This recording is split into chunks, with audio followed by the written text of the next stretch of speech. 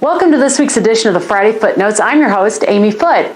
Last week we talked about home inspections from the buyer's perspective. Well, this week we're going to talk about what it's like to be a seller and have a home inspection done on your house. So congrats. You're a seller, you got a contract on your house, the paper's signed, and really the next major hurdle to pass before we can get to the closing is the home inspection. What should you do to get your house ready for that home inspection? For your home inspection, the first thing that you can do, and it's an easy step, is just clean the house. Clean it like you would for a showing. Remember that home inspectors are people too, and as people, they're going to carry some preconceived notions. And if they see a house that's unkempt, maybe they're going to think that you don't maintain it that well. So you want to make sure it's thoroughly cleaned. The other thing I would say to do is remove any boxes or bookcases or furniture that might be in the way of any of the major mechanicals, like a furnace or an air conditioner or a water heater. They have to be able to access those things, and if they can't, this buyer may make you pay for a professional to come out and prove that they work. Sometimes home inspectors are early. If they have the home inspection set for 9 a.m., a lot of times they show up at 8:30. It's pretty common practice that the home inspectors will show up a little bit early and start on the outside of the house. So if you're inside still getting dressed, you better keep those shades drawn.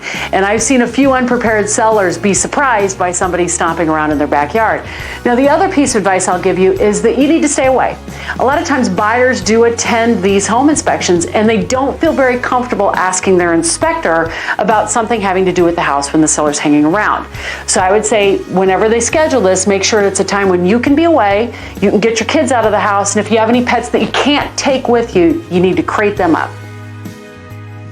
Now, that home inspector will turn on the stove and run the dishwasher, check the furnace and the air conditioning, so make sure that the utilities are onto the property, even if it's vacant. Can't check an electrical outlet if the electricity isn't onto the property.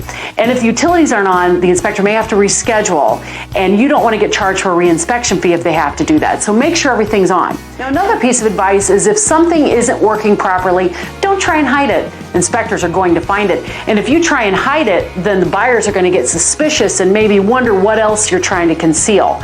Instead, put a note out, acknowledge it's not working, and put something like, "We know it's not working and we'll get it fixed." The one thing about a home inspection from a seller's perspective is that you don't have a whole lot of control, and it can be kind of nerve-wracking while you're waiting for that inspection report to come in. But the one thing you can control is the condition of the house at the time they do the inspection. So if you don't know of any major issues, then don't fret. They're probably not going to find anything major, and if they do, it's probably something that you would want to know anyways. Thanks so much, and have a great Friday.